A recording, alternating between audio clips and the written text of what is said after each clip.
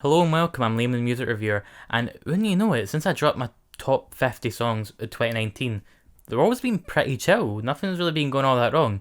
In other news, does anyone know how to download Twitter on this? I've kind of been AWOL and I'm really struggling to get on this, even though that's pretty urgent. It's not as urgent as getting my 20 best albums of 2019 list out there. And just because I'm going for 20 here, don't take that as some sign that artists were slacking this year. They definitely haven't.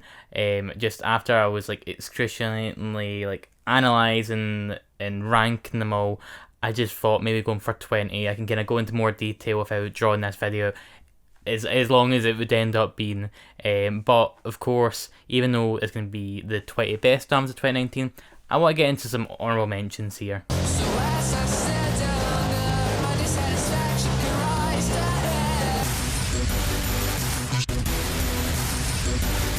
Into me, and I go. Foggy streets and Christmas lights wake me up on Saturday. She said, you better count your blessings for real. Amen. I stay in my life. I know, be paranoid. Till I lay that bed rest. Probably Chris all day shit. I don't need no playlist.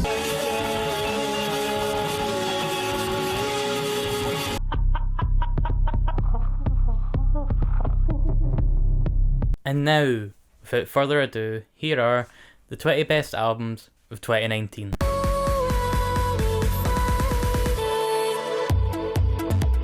It's fair to say that Hannah Diamond's debut album was pretty highly anticipated, much in the same way that Charli XCX's new PC music direction record was. It just seemed every so often she would just kind of jump from the long grass, chuck something our way, then disappear for a year or so before return with something else for our ears. With Reflections, it's definitely more of a banquet than it is a solitary treat. We do get old favourites like Fade Away that still pack that same triumphant punch, but we get a lot of good new goodies here. My money has to go to Love Goes On, that is very much heartbreaking and is crucial in the album's overall theme of self-reflection and fragility. The fact that it sounds like Robin's take on like a bubblegum bass song is definitely a bonus. Definitely a bonus.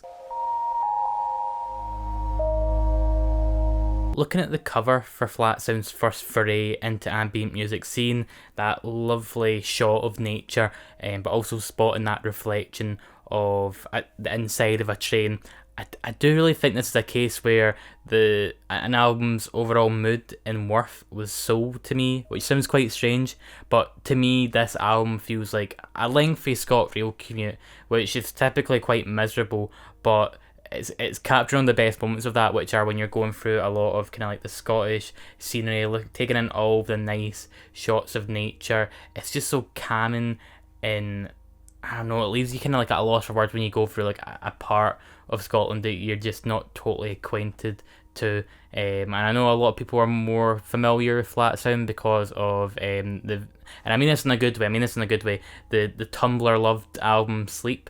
But I do think this is a very interesting direction for Flatsound. I'm always looking for that album each year to bring me some level of peace, and for 2019 it was definitely this new Flatsound album. Sometimes you gotta close the door to open a window.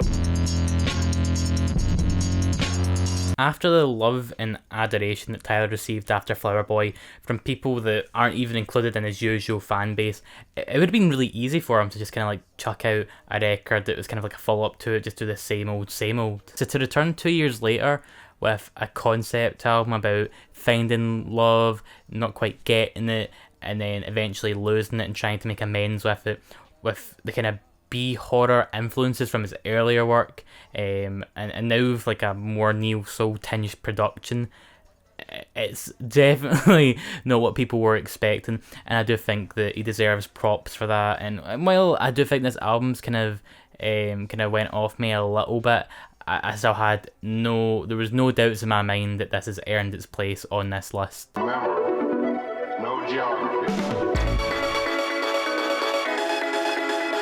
If you really thought that the Chemical Brothers' music stop being noteworthy after the late 90s, then you're really depriving yourself of some of the best big beat music and just some of the best electronic music around at the moment, most notably that being 2019's No Geography. Sure, it's like a well put together album with a lot of great compositions and just creative decisions that just get a smile out of me, but I think the thing that makes this so special to me, the feelings that it evokes, is just from having these influences from like, and samples as well, from Motown, French house, having vocalists from Norway and Japan. There's just this feeling of togetherness, of camaraderie, of having strength in numbers that I think is very intentional, especially with the kind of time frame of where all these influences come from, and just kind of just being better as a unit. I think that was very intentional, and I think it just makes it feel like an even more powerful record in such a fractured world. I would never have thought of Chemical Brothers to be the artist to really do that, but I'm very pleased with that, and this is just going to show that their consistency is still very much there.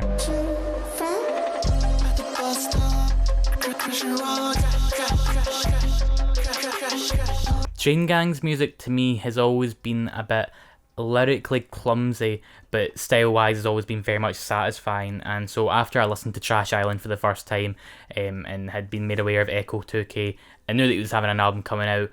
I thought to myself that maybe this is going to be somebody that really like brings both of those worlds, that shows that you can have just as much style as substance, and I think what we ended up getting here on E, yeah, was very much that. The lyrics here on the surface can feel very simple, but if you actually listen to a song like Security, you'll know that they're actually all the better because of that. Echo 2K is managed to create this very compelling character who is unashamedly themselves, but also isn't immune to the lure of perfection and all these other vices as well as addiction.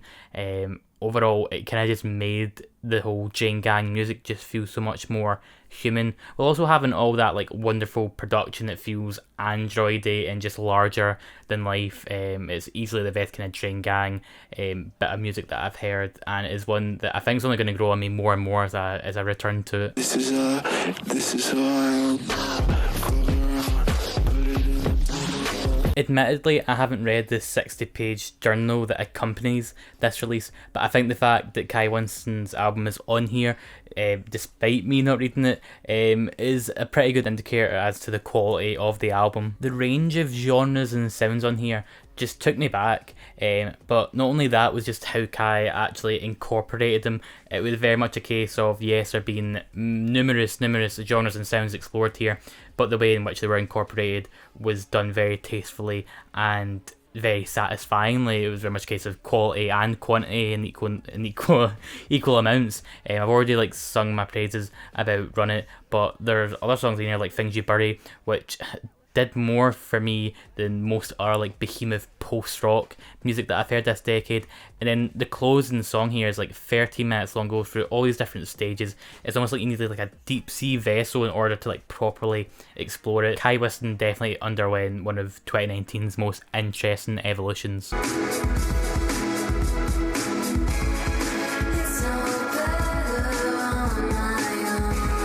Hatchie won the hearts of many with her 2018 EP Sugar and Spice, and I don't think many people were expecting the proper debut album to come after it so quickly, but in addition to that, I don't think anyone was expecting it to be not only nearly as good, but actually so much better. Just with the expectations build up, you get used to being disappointed in this sort of industry, but Keepsake is far from a disappointment. The highlights on here are just endless. Without a blush, just feels like you've just got a seat on the first aircraft vessel that didn't have any turbulence or any loud noise. It takes you right into the stratosphere with all the birds and all the lovely scenery that accompanies such an environment.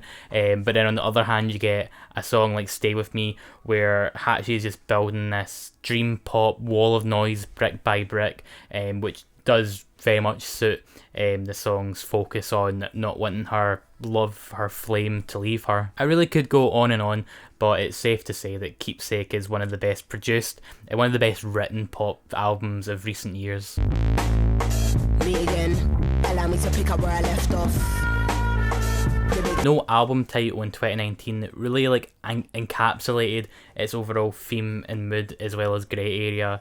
Maybe Jesus is King, because, you know, Jesus. Little Simz never sways into focusing too much on our hubris or on our feelings either. They're always very meshed and mixed in a way that just feels totally human, that feels like there is no black or white going on.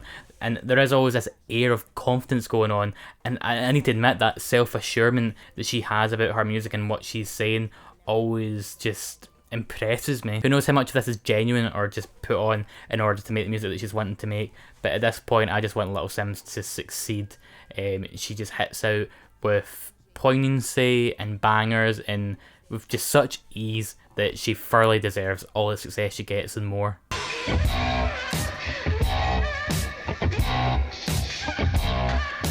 Black Midi feels like to me if Ed and Eddie ended up making a band with Double D as the head of it. It's somewhat cryptic, but it's somehow nonsensical, and it's accentuated just by how oddball it is. I can already like imagine like the Danny Antonucci animation of Georgie Creep's like uvula like battering off the microphone on a song like Of Schlagenheim. You'll be hard found finding a 2019 album that keeps you is on your feet as much as Schlagenheim does. For me, it was one that had me grooving along to as much as it did hitting me with this wave of dread. I'm very excited to see where this band goes next. Caroline,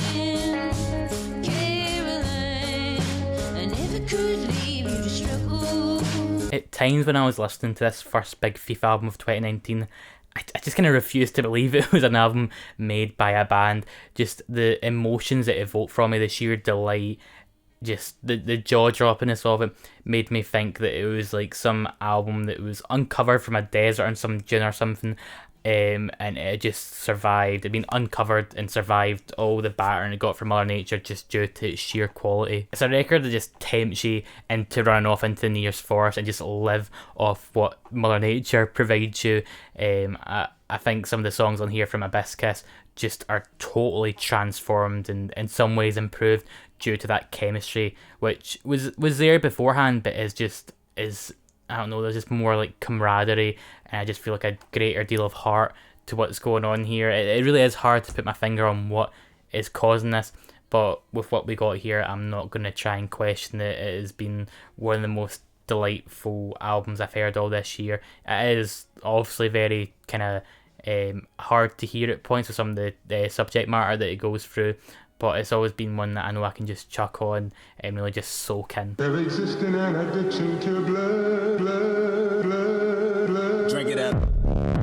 It's not often you get like a properly scary album anymore. The last time I can remember being properly scared was that Puce Mary album from 2018, but with this new Clipping album, it's been properly quenched because they've really got one focus on here, besides all the political motivations going on, and that's just to fill you with complete and utter fear. Music can often be an escape from all of the shit that's going on in real life, but Clipping don't want you to turn your head or your eyes away from it. They want your complete just attention to be on the utter hellscape they put you in, that is all kind of like taking influences from what's going on in real life.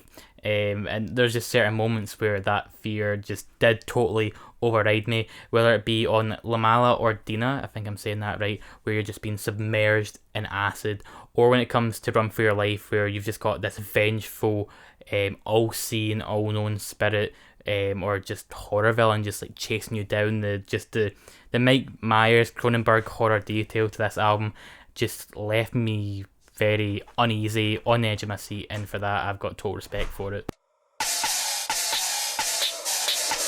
We'll live when I flip the clutch. Days when I wasted a lot. Some days I was waste like plums that ain't been ate for months. Flume has felt pretty omnipresent throughout this whole decade, and while I wouldn't ever call myself a fan before this album we're about to talk about, I've always had some level of respect for him, especially when it came to the Lord collab, the Louvre. But now with Hi, This Is Flume, I just had that level of respect throughout an entire record of his. I'm honestly too scared to see how much I've actually listened to this album / mixtape compared to other favourites from this year. But when a mixtape or album that lasts around about 40 minutes can keep my entire attention without like my mind wandering anywhere for even a second, just complete and utter infatuation, it totally deserves to be listened to the number that I theorise it has been. Just, I think it's worth calling it an experience. To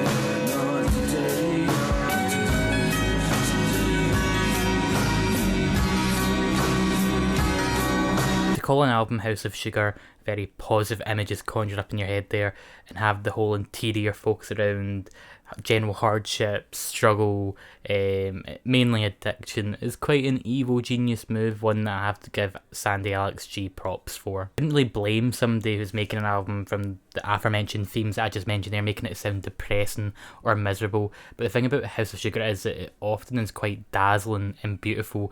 It almost becomes as irresistible as one of the many vices that people suffer from. Gretel and Walkaway both really hone in on this message, the former especially, around about like 1:53 into the song, has this really just gorgeous guitar line with some lovely accompanying strings as well. It's using that Brothers Grimm tale to really just kind of touch on the overindulging aspect. It's just a very miserable song lyrically, but it's very hard not to feel yourself just sort of like gasping for breath at how much it's taking it away from you. I think it's a very powerful album to say the least. Hey, you little piss baby, you think you're so fucking cool, huh? You think you're so fucking tough? You talk a lot of big game for someone with such a small truck. 1000 Gecs is just that kind of album that nobody can prepare you for. I watched countless reviews before this. It was the whole reason that I was made aware of it.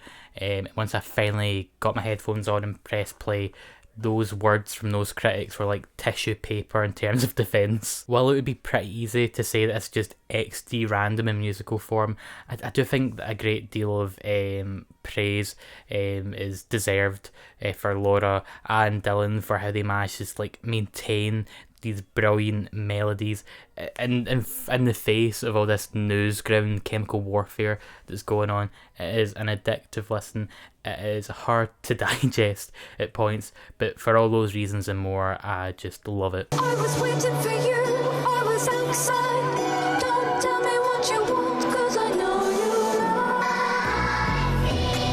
you. I feel like calling Magdalene a fragile album would be pretty on point, having a breakup album, the subsequent aftermath, all through like the scope of religion and spiritualness is interesting on its own, but I think the fact that this album feels like it is composed of the shards of what has been just this relationship disintegrating in FKA Twigs' hands is just nothing short of just mind-blowing to me. Drums on Home With You are just bursting at the seams. Then you've got Cellophane with its pianos that just feel like it's on its deathbed. The choir loops on Holy Terrain are just looping on like a scratched PS1 disc, and I mean that in a good way. It just very much is beautiful art, just beauty made in the face of destruction. And even just thinking of that in my head just now is making me want to go and listen to it right now.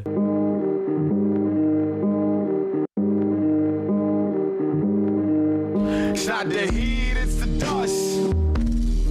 It's not the money, it's the rush. I still remember very vividly the first time that I heard Hiding Places. It was just after one of the night shifts that I had done that just pushed me to my edge, both mentally and physically, and for whatever reason I decided to put on Hiding Places as I was walking over to the bus station. It was like a 10-minute walk or something like that, and it got to a certain point in the album's run where it just, a certain line, I think it was on Steak Knives, just really stood out to me, and I just began like dissecting it in my head, and just before I knew it, I was listening to it a second time, a third time. You end up, whenever you find a line that really stands out to you when you're dissecting it, you miss out on 3 or 4, so when you get to your second listen, one of those 3 or 4 lines jump out to you, and you just kind of like, as it goes on, it just unravels more and more. By the time I actually got home, about kind of, I think it was maybe like 2 hours later, I must have listened to it like 3 times at that point, and I just kept going back to it. It is just such a fulfilling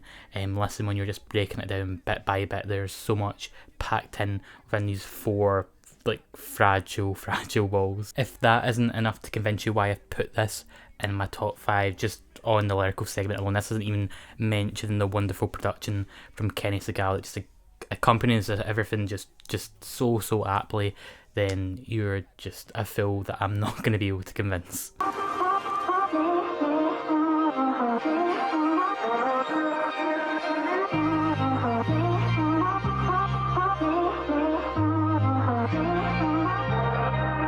When it gets to the end of 2019, we're always, and I say we, like just kind of like the critics and music fans always are just focusing on what let them down that year. But I do prefer to kind of like focus on what like pleasantly surprised me. And I do love to give credit when an album just like that had huge expectations for it actually made good on it.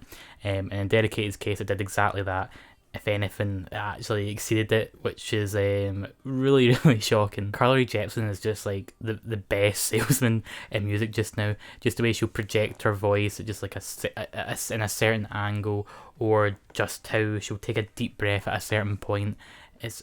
They're all very meaningful decisions that end up creating just a better image in your head.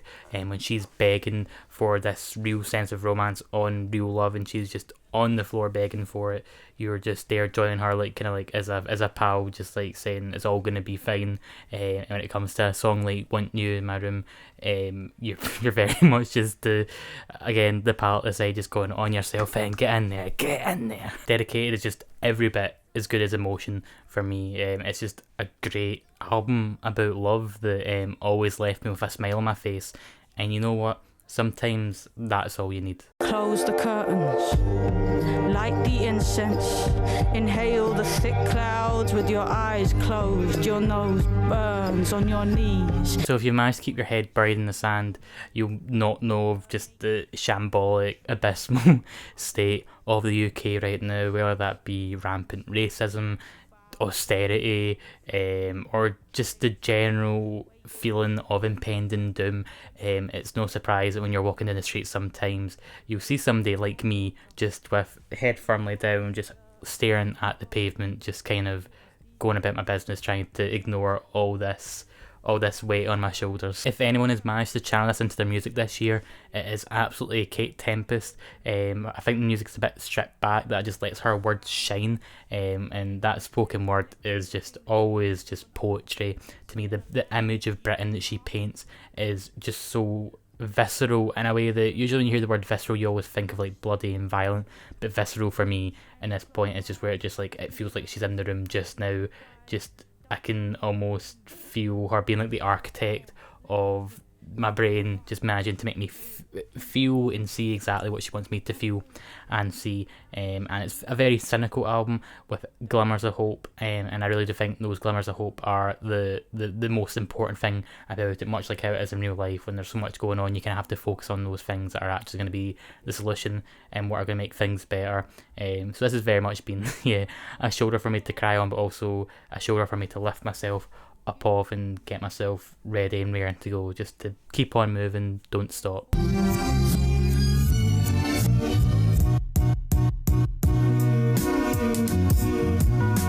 Check it, yo. I remember the first time I heard Injury Reserve's self-titled debut, I was in a listening party, and I just remember I heard songs like Corona and Lime, Jailbreak the Tesla, Rap Song Tutorial, just how this boundary breaking hip hop trio were still managing to do this on their big label debut album just was, I couldn't quite comprehend it. And while there were moments that continued the lineage that had ran through their previous efforts, it still made my heart feel like I had had like 5 or 6 coffees. I'm talking about songs like Best Spot in the House and Free Man Weave. that just go to show that they don't have to be experimental, braggadocious, or in your face in order to just really have you just clapping in appreciation and admiration. We're very much going to have this conversation at some point soon about who's the best hip-hop collective band or trio, whatever you want to call it, of the 2010s. And as someone who has 1,000 odd scrobbles of Brockhampton, I'm here to say that Injury Reserve have just secured that throne. They've set up like a 50-yard firewall around themselves. They just know that no one is going to come close to being as good as they are. And yep, I'm just totally astonished how this still managed to be better than stuff like Floss, which I thought they would never top. And it's only really been one album this year that bet it out for me. And I've been going back and forth between my top 5, top 6. But when I took a deep breath and I just sort of just tried to like find my inner peace, I knew there was one album that I had to go for. Bubblegum bass has been one of those genres that's just been like an absolute delight to watch evolve and grow over the 2010s. And where there's been a handful of producers from the PC music scene that have really like helped play a role in some of the greatest songs that have came out from it. And then there's also like there's just so many people that are involved. It's always like hard to say that one individual deserves a bucket load of the praise. But whether it be for their extravagant fashion sense or just for the great music that they've made, for 2019, the artist that really pushed bubblegum bass and really just pushed music and just had me change my perception of just this genre as a whole, it's got to be Dorian Electra. So you wanna play rough in the parking lot? So you acting tough, but I know you're not. We can take it outside, it's got the little street light. I just really wanna fight with you. Hand to hand, hand to hand. I feel like while this genre has always had a very strong sense of personality, it's just been perfectly moulded. There's always been like one thing that is shown at points on songs like Fade Away by Hannah Diamond, but it's never like truly like always kind of like shown off, and that's a heart. While Flamboyant has a very present tongue that keeps on its cheek a fair amount of the time, it also has its torso and legs and hands and all the stuff needed to groove along and just dance about and be silly.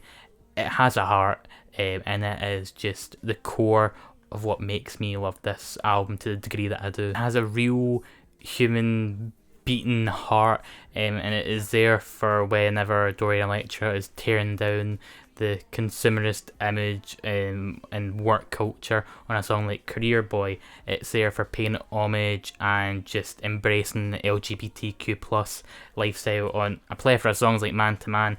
And when it comes to just not conforming and embracing and just being happy with yourself and the way that is to be encouraged, then you've got the title track, which is just one of the best songs I've heard all this year. This was just one of the most interesting albums I heard all of this year, and like I say, it just kind of changed my perception of bubblegum bass. It's maybe kind of reevaluate albums from this field that I've heard before. I just love how Dorian can just be so extravagant but be so down to earth at the same time.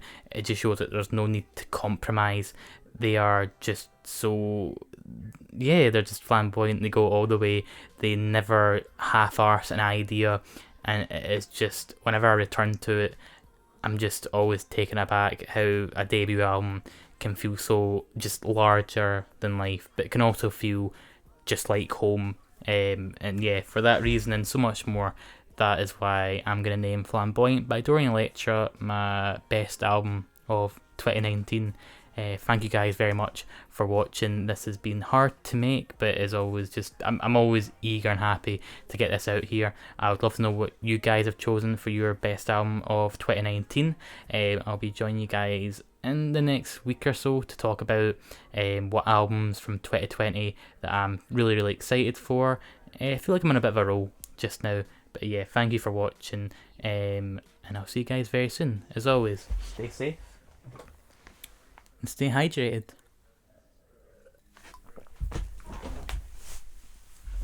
Pink chords.